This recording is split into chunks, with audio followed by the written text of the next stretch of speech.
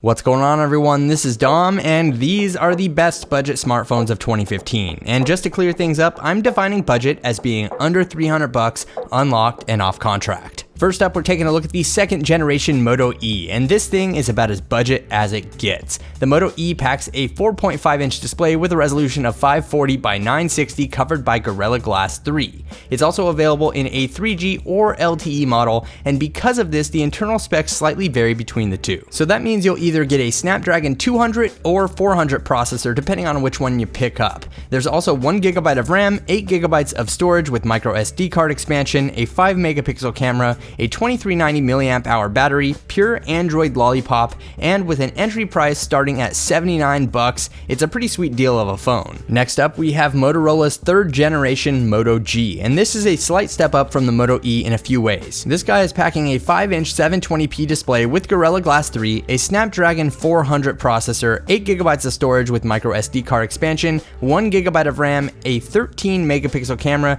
and a 2470 mAh battery. It's also running vanilla Android 5.1.1 Lollipop with a planned update to Marshmallow in the future, and along with all of that, it's even water resistant. It's definitely not the best budget smartphone out of this group, but it's still a great pick for 2015 starting at just 179 bucks. The third spot goes to the Asus Zenfone 2. For just $269, you can get a 5.5-inch 1080p display with Gorilla Glass 3, and inside of this budget phablet, we have an Intel Atom processor, 4GB of RAM, 64GB of internal storage, and a micro SD card slot. There's a 13-megapixel camera on the back, and even a 3000 mAh battery with fast charging that'll do a 60% charge in 40 minutes. This is running Lollipop with Asus's Zen UI on top, but it also has a Marshmallow update in the works. It's a pretty speedy phone, very fluid, and is definitely a top contender among the rest. Coming up next, we're taking a look at the Alcatel One Touch Idol 3, and there are actually two variations of this smartphone, both under 300 bucks. There's a 5.5-inch version with a 1080p display and a 4.7-inch model with a 720p display. They have roughly the same specifications, but the 5.5-inch version is a better buy and available for only 199 bucks on Amazon right now, and that's superior in my opinion. But inside we have a Snapdragon 615 processor,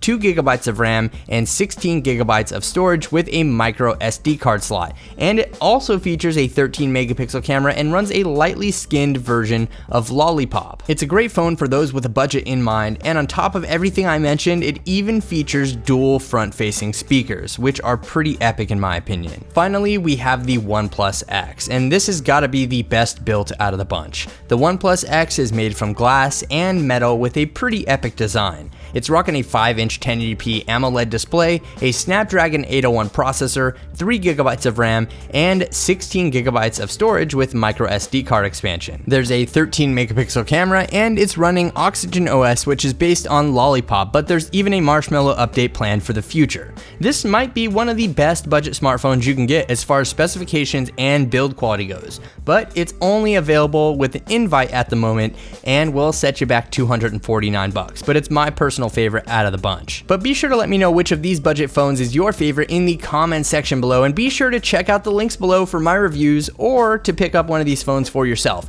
and subscribe for more videos like this in the future. Thanks again for watching, everyone. This is Dom, and I'll catch you in the next video.